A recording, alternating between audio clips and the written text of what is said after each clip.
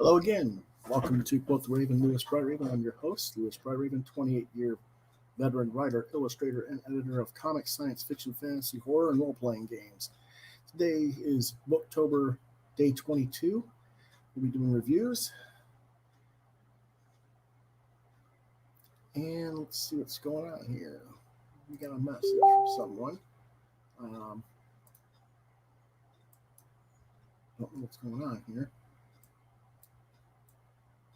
That's what's going on. Okay.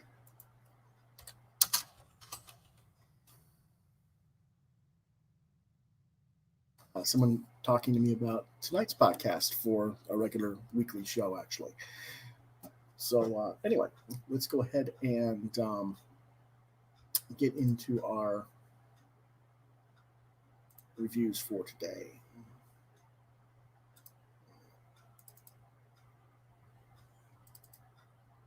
We start with A Matter of Life, original graphic novel, 1495. Publisher was Top Shelf Publications.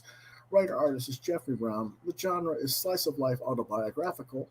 The ISBN number is 978-1-60309-266-1, and it was released originally in 2013. What it's about: Jeffrey Brown tackles the core issues of fatherhood, aging, and religious upbringing in what is frankly a masterwork.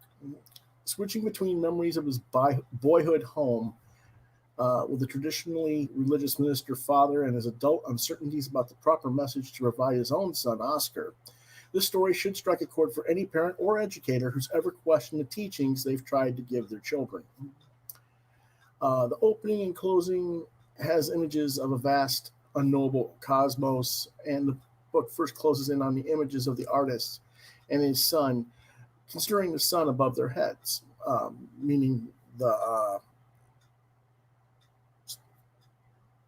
solar sun, I should say. There, okay, that was a little bit confusing there. It looks like a bug to young Oscar, which immediately brings up memories of Brown's own boyhood phobia of insects, and then goes into his recollections of his goings church mission. And this stream of consciousness approach can be initially disconcerting to those expecting more linear storytelling, but Brown is keenly aware of what he's doing here as he keeps circling around his exploration of personal faith in a world that can so often seem random and beyond our control. In one particularly effective one-page sequence, we see the artist as a student lying in a bunk bed at night thinking, someday I'll die and I won't exist forever and I'll never have another thought, followed by 9 panels of him lying back wide-eyed considering the ramifications of this. This is a moment that many of us have had in our lives, as Brown captures it beautifully, and he captures it beautifully. It asks the question of our understanding of the physical universe around us versus our faith that there is something more beyond what we know in these physical shells, and what do we simply teach, and whether or not we teach what is known in a practical sense to our children, or is there a quality of truth in faith that also needs to be passed down from generation to generation, and if so, to what ends for both sides. Throughout the graphic novel, there are vignettes depicting the artist's relationship with his son and his father, who of course has problems with Jeffrey's declarations of faithlessness.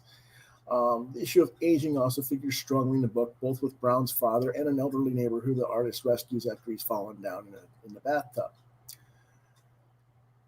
A Matter of Life is as much about the shadow of death, and both human death and beyond with other creatures, as when father and son considered the dinosaur fossils in the Natural History Museum. When I was little, I had recurring dreams about dinosaurs, usually chasing after me, Brown recalls at one point. My dreams became biblical when I got a little older. Brown illustrates this entire book in his typically warmly detailed cartoon style that many of you have probably seen. His Star Wars, all ages children's books, Vader's daughter, Vader's son type stuff. That's pretty funny. But this is a little more mature material. His drawings are intensely humane, and his ability to capture the small moments in all of his family's life is what will keep you reading. It's both. The content is a little bit challenging because it's such a philosophical discussion, but he treats it in a very caring and sweet manner. So, A Matter of Life is a wonderful testament of the ways that comic art can go and look beyond the trappings of genre storytelling, and as a great tool for people to use as a means to talk about personal faith or lack thereof. I recommend this book for ages 13 and up, and I give it 4.5 stars. Let's go ahead and look at the artwork for that. And I kind of split the artwork a little bit up on these. These are not necessarily page after page direct on these. I had to download them images off net instead of taking from the book itself, because I don't own the book. I borrowed it from the library, and I didn't want to wreck the binding or anything on it. So this is the beginning opening scene on the left, where Oscar is saying the sun is a bug, and then he's chewing on his hair, his dad's hair. And then there's another thing about something that goes on in Jeff's part, because his father had a heart problem that they found, and he's like, "Can you feel Jesus in your heart?" And here's Jesus in the heart, yeah, and it's in his heart, and Jesus is saying, "You're a bad person. You're a horrible person." Rawr, rawr, rawr, beat up on the heart type thing, kind of like a metaphorical. A visual metaphor for the guilt that some people feel when they come from a religious family, but they themselves have walked away from that faith for whatever reasons, and many people do. This is not uncommon. It's actually very common in comic book artists. You'll find another book I reviewed earlier this year, Ginseng Roots, by Craig Thompson, has the same similar tropes in it, because he himself also, coming from a religious family, became more of an atheist later on in life. The thing is, Brown looks at it as not just his distancing from his parents and distancing from religion as religion. He questions whether or not faith, what is the purpose of faith, is what a lot of what Jeff's story is about, in a way. And to what purpose do I have it to pass to my son? And I think it's a very poignant subject that we need to look at, in not just this particular individual case, but just in society. We live in a society that's become less and less faith-oriented in some ways, whether it's because we have more science-based knowledge, or because the world is going to hell in a handbasket, and it's like, well, what's the point of having faith if nothing's going right anyway? I don't know, but there is.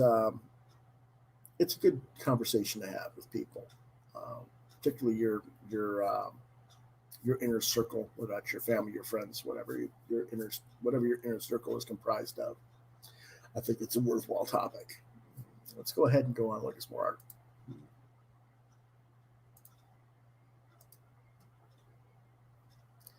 And this is back when he was a child.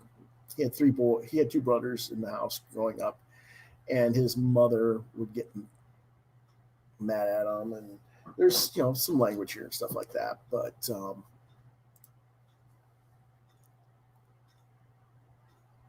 they would get in arguments over different things, and he doesn't even remember what the arguments were about. He just thought it was kind of a weird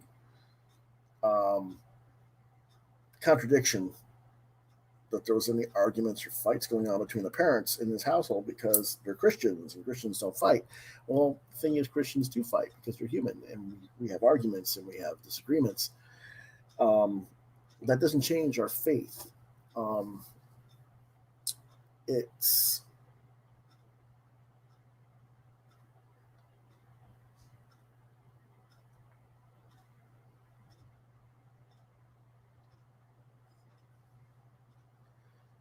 faith gives you I don't want to call it a security blanket. I guess it gives you not so much a sense that you have a reason to just let things go and let things be, um, as much as it is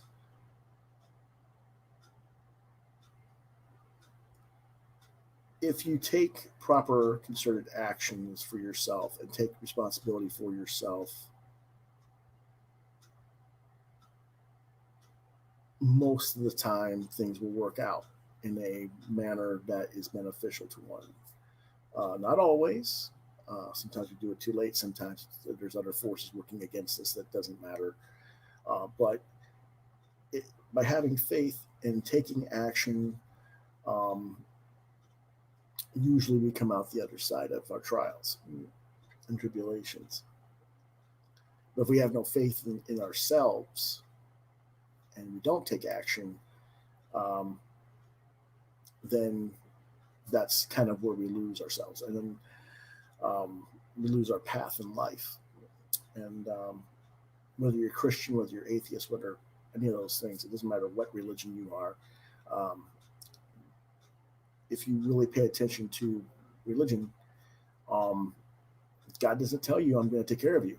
He says, you got to, you have your own things to do. You have your own path to learn. You can learn to live life the way I want you to, but you still have to make the effort.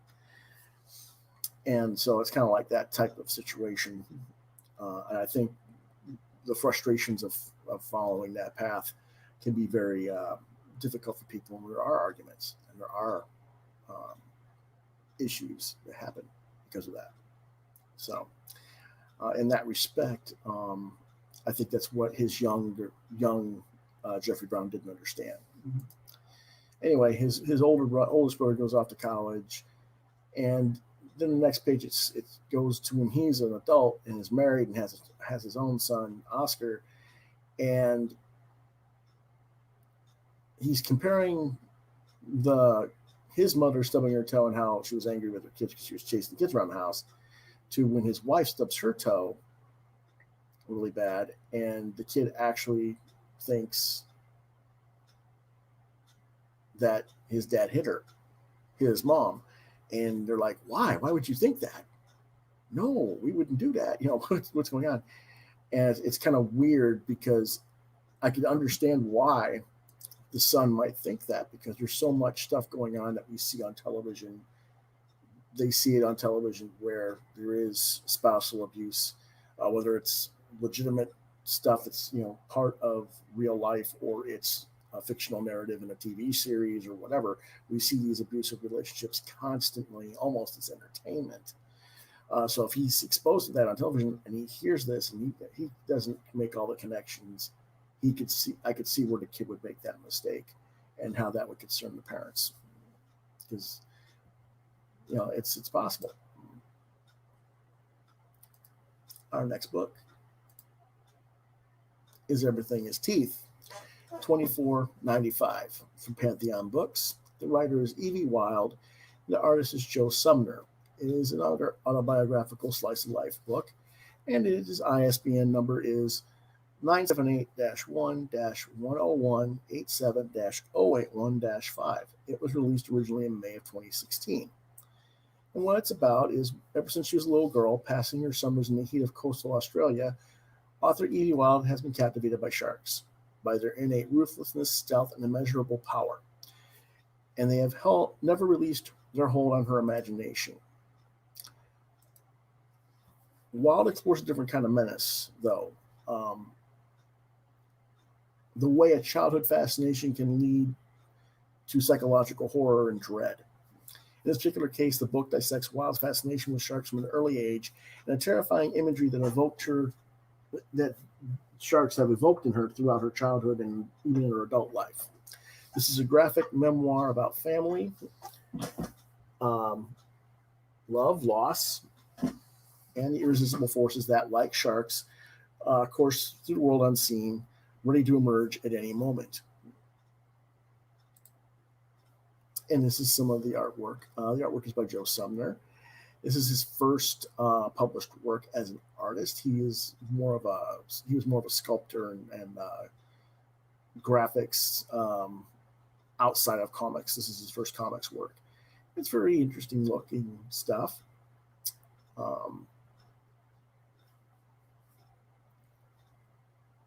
This is her brother and some of the stuff that goes on with his brother. Sometimes her older brother gets in fights at school and different things, and he has other health issues. And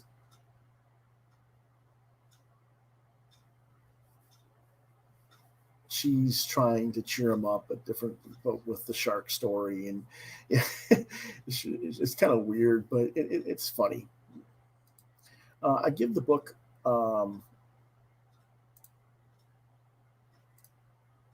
I gave the book 4 stars. Yeah, I rated it for ages 13 and up, mostly because the book has a few quirks in it that I was not quite sure about in terms of the narrative. Certainly nothing wrong with it. It's hard for me to explain.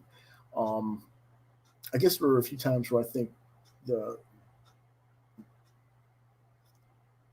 where Brown has his back and forth narratives. Like I said, it's kind of cyclical, and you see the structure. I'm not sure Wyld does the same thing. I think she tried to do the same thing, but wasn't quite as effective. So I gave it a little bit lesser of a score. But still an excellent story.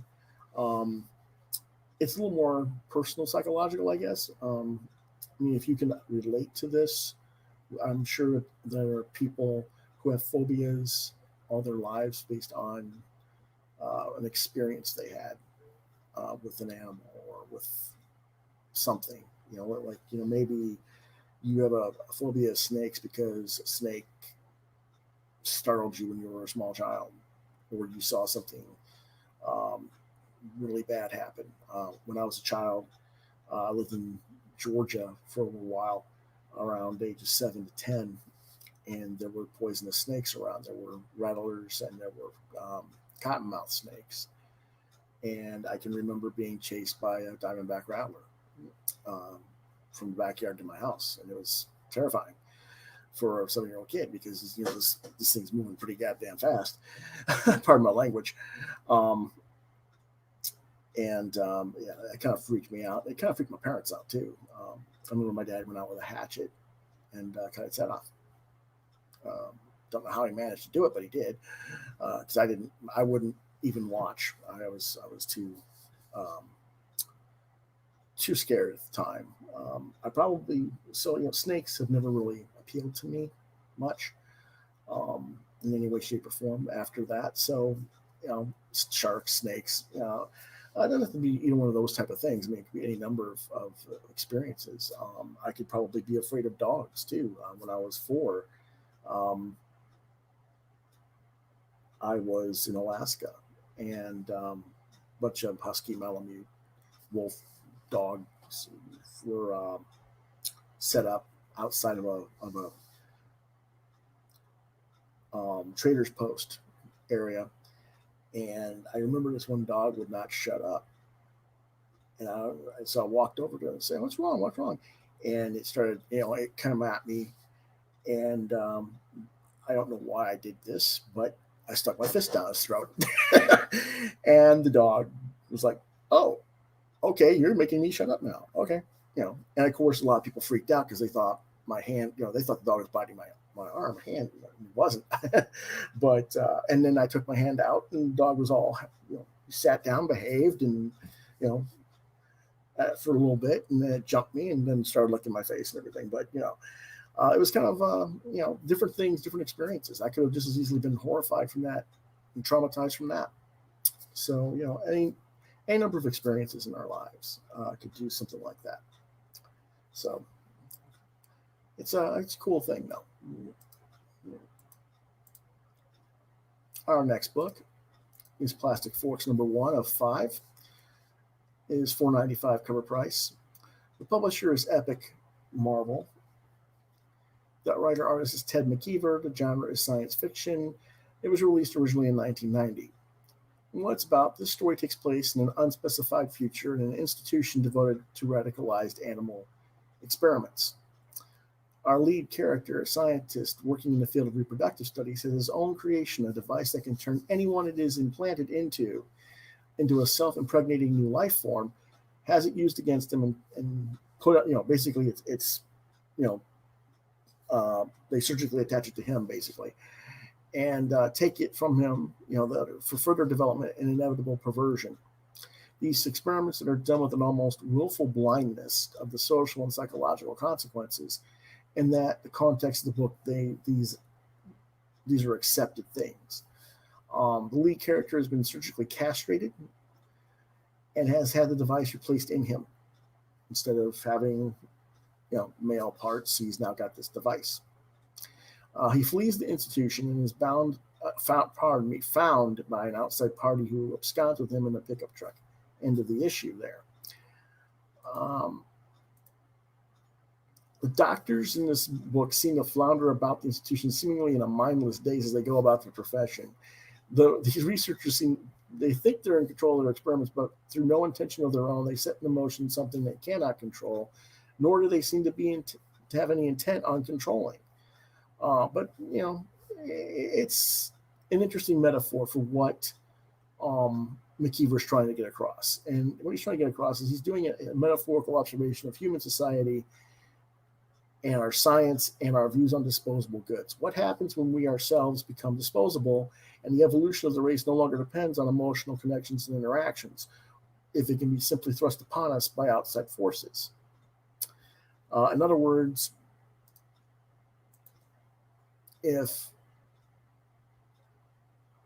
whether you do or don't want to have kids, you can have this device implanted in you, and now you will self-impregnate yourself and you don't have to have relationships of a romantic nature. You don't have to build interpersonal relationships with anybody of the opposite gender, or even anybody of your own gender necessarily. Because that whole construct of society that is interaction for the purposes of mating will be removed from society, and that will completely change the dynamic of a society if you don't have to worry about each other and getting along with one another for mating purposes. I can tell you that right now. So that's a very interesting construct. Another construct that's going on here is the notion that because once you're self-impregnated, you give birth to other things. What happens? What exactly is happening here? How do they do this? Now, there's a lot of scientific technobabble, especially in the first issue, in the dialogue, trying to, I guess, scientifically explain or pseudoscientifically explain what's going to happen here. Some people might be averse to it. I can understand that, but I don't think it's any worse than typical Star Trek technobabble. It's you can read it and let it go over your head, and you're still going to get the point of the story. It's not because the science and its accuracy or the lack thereof isn't the point. It's the concept of altering animals and ultimately ourselves for the sake of science and ignoring the consequences of said actions. That's what the story is about. And this is a very chilling introduction to that story, and it made me want to find out what happens next.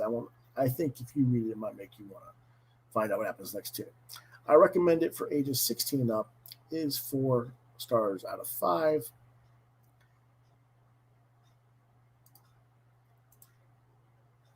And here's some of the artwork from Ted's stuff. I love this point here. George Bernard Shaw, who's a well-known poet and trying to think of what the word essayist, says vivisection is a social evil because if it advances human knowledge, it does so at the expense of human character. And so we're talking about that type of situation here, because you are kind of vivisecting the human body and what's going on. Do we lose our character if we do certain things? And that's probably what this book is about. And this is the scientist talking about eliminating the need for joining of two separate units for reproduction, a process that's never guaranteed, and results are not satisfactory, etc. And he goes into all the different functions and how this can change the reproduction in the primate, which is not just animals but ourselves. And this is in a lecture hall, and they're asking questions, and he shows the device here, which is the electropenalator, and it explains all the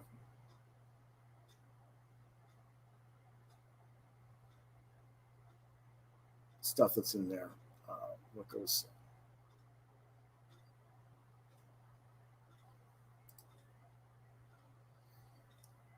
Okay.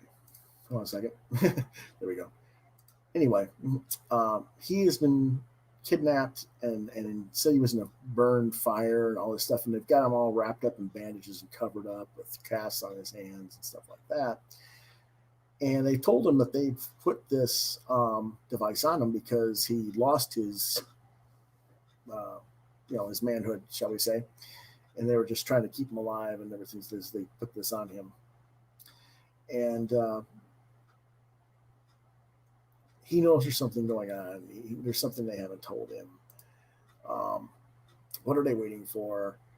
And finally, he gets annoyed and he goes ahead and escapes the institution, gets outside. There's sudden pain. His heel wounds reopen, etc. With my wrappings removed, I now understand their intentions. There was nothing wrong with my face or my hands. They lied, all lies, all except for one. About that, they were telling the truth, and that's where they put the device in him. And he's in such pain from whatever made him double over that he's basically blacked out. And this is where the pickup truck comes, collects him, and drives off. And that's how they end this particular episode. I am going to try and find the rest of these issues so that I can do a full review, because unfortunately, to the best of my knowledge, it has never been collected as a full set, if there as a trade paperback, and I think that's really kind of a crying shame. I don't know if it's something that McKeever just doesn't want to have done, or maybe just can't find anybody to do it. I don't know. But I think after 30 years, somebody should be collecting this series and putting it in a full trade. Our last book of the day is called Upgrade Soul, and it is 1999. Publisher is Lion Forge. The writer-artist is Ezra Claytan Daniels. The genre is science fiction. It was released in singles in 2016 and in 2018 in the graphic novel trade paperback format. The trade paperback for ISBN is 978-1-5493-0292-3. And what it's about is Upgrade Soul is a story of an elderly couple who become the guinea pigs of a revolutionary procedure that aims to revivify them by filtering the toxins in their bodies on a molecular level and basically de-aging them. But when the procedure experiences a fatal complication, they are not revitalized, but instead cloned. And they have different body shells. Now the couple is faced with being severely disfigured, though intellectually and physically vastly superior shells to their original elderly bodies. So the story is all about the question of which body is a truer vessel for your individual's identity. The one that looks like the person we recognize, but is elderly and doesn't have much time left necessarily, or the one that's better in every way except the way that you look, because the shells are really deformed um, in appearance. Soon it becomes clear that only one version of each individual can survive, and the psychological battle for dominance of which you're going to be in begins. What shapes our identity? Is it the capability of our minds or the physicality of our bodies? Is a newer, better version of yourself still you? Is a newer version even necessarily a better version? Um, this story is fundamentally about the way we in society place obstacles before us based upon the way we appear, the way we look. And in this story, that means we have to look at racism, sexism, ableism, ageism, and the intersection of all those different um,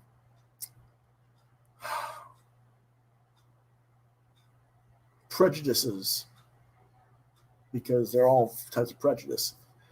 Um, and we also have to look at the fact that the idea of these obstacles and these prejudices come to fundamentally define us. This book was a multiple award winner and nominee. It won the 2017 Dwayne Duffy Award, and it was also an Eisner and Harvey Award nominee. I give it a 5-star rating. It is for ages 16 and up. This is the artwork. This is a little bit crunched. This is some 3 pages that I could find online. Again, this is the binding on the actual book is not something I wanted to like try and bend it and scan it and do. But this is the old gentleman talking about uh, wanting his characters represented in film properly. They don't show they changed it from the character in the story is blue skinned because when it was written nobody would have read it if it was a black guy, but it was supposed to be a black guy just with blue skin. And they're saying, well, okay. And now they're saying, can't you see that that's what this was? Why can't you just cast a black person in the role? Which is a very typical type thing of what would happen in Hollywood today. They'd probably cast a white person and paint them blue instead. But, that's kind of what this is about, this session of argument.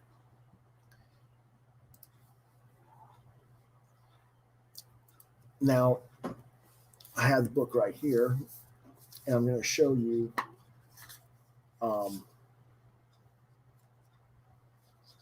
this is what the couple looks like in the elderly before they take the experimental procedure. And this is what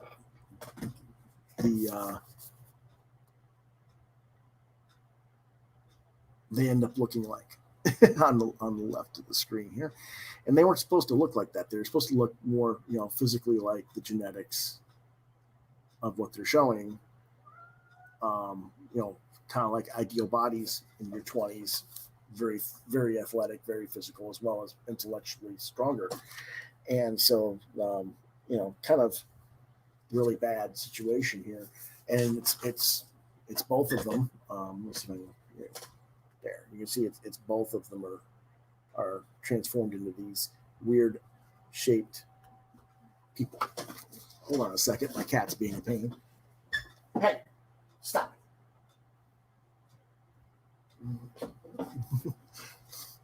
I never know when I don't want him to tip this thing over my back stand. So anyway, excellent book, 5 stars, highly recommended. And those are our books for today. We run a little bit longer than usual today. I have quite a bit to say on some of these books and show a lot of art. So,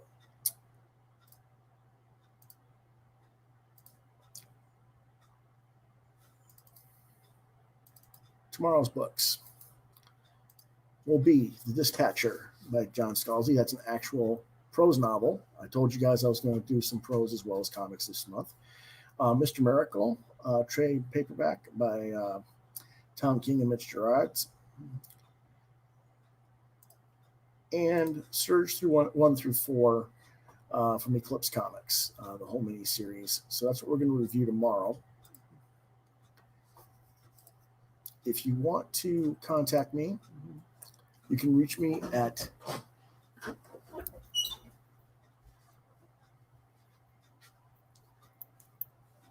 Facebook, on Facebook at lewis.brightraven, at deviantart.com/brightraven, on YouTube at Quoth the Raven, Lewis Brightraven. If you have questions, you can ask me at Quoth the Raven, LBR72gmail.com.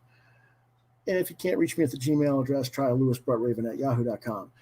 Tonight, the regular weekly podcast airs at 9 p.m. And I will have a guest tonight. Our guest tonight will be Gary Shipman.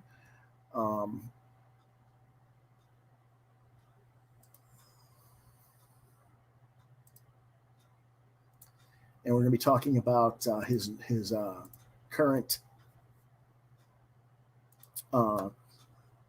Kickstarter Indiegogo release. It's the second volume of Titan, the Mighty Mouse Titan.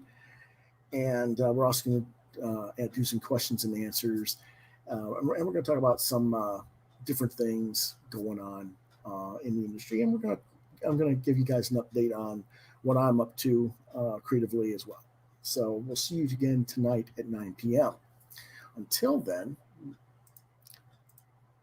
I want to say have a good, safe day, and we'll see you again tonight. If you want to watch on YouTube, it will not be on Facebook. The regular show only airs on YouTube. But if you don't want to watch tonight, we'll see you again tomorrow on Facebook and YouTube with the rest of the next day of Booktober. Okay?